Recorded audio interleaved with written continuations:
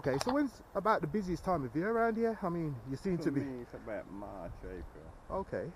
And do you get a... Busy all year round. Oh, it is, yeah. Yeah. So you never stop then? No, you see, you have to clean up. once all your stocks come in, you have to clear up. Okay. I would just getting some carrots to make some carrot juice. Okay. And your tomatoes are getting big as usual? No, I think those are gone now. Oh, what, these are gone? Mm. Oh, okay. We got blights.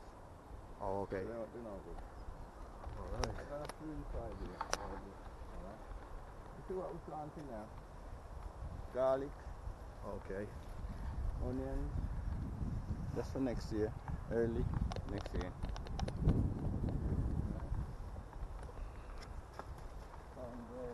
There's corn again. As you can see, people, it's corn. It's right here, all grown from the ground.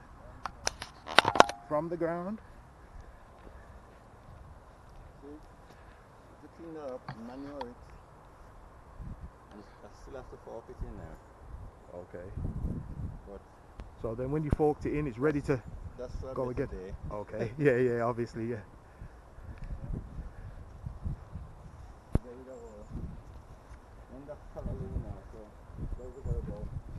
Okay, and as you can see, got some callaloo there. Yeah, but those are finished now. Okay, end of season for these? Yes. Okay. Well, we got kale. Okay, kale. Yeah. So nice. It's nice. Kale is lovely. Yep. My new shed. Okay. I just put these down and. As you can see, Yep. this is the shed. He's got all his little My things together. house. Yes. Your little house, innit? Yeah. You were talking about tomato, but these will be alright in here. Okay, so how would you recommend if somebody wanted to get into this kind of farming on an allotment then? What would you say was the best thing to do? Well, you just go to the office and get allotment and get a plot. You know? Okay. But you have to be determined, so you have to do it. You can't just come plant and leave it. You have to be 100% dedicated to. You have to do it. Yeah. Okay. Yeah, that's right. Yeah, no problem. And you're definitely, well, obviously I spoke to you before, but you're dedicated. And was your dad previous? Because I know you told me that this was your dad. Was he always dedicated? So was it your dad that kind of enticed you, would you say, to do this, or was you doing this for a longer time?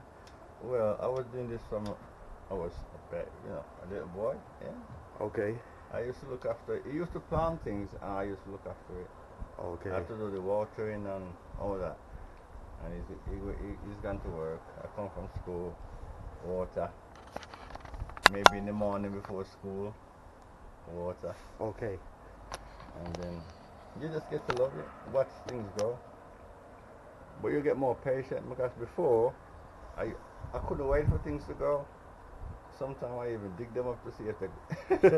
Oh, okay then. So there's one of the things that we used to do as a kid. You'll just dig it up, let's see if it's growing, if it's got any root to that. Okay, no problem. Is there any tips you would like to give anybody if they really have already started growing anything, or they're really thinking of getting into this? Is there anything that you could say would be unique about this?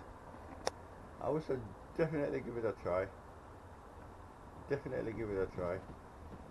Because people who work around here, if you talk to them, you'll find that everybody want to do it. They want to do it. So but like you say, it's dedication, and give it a go, man. There's always something here. That spinach there. There's always something here you can take home and eat. Okay, yeah, and that's the joys of it with the current climate. Nothing better than growing your own food then.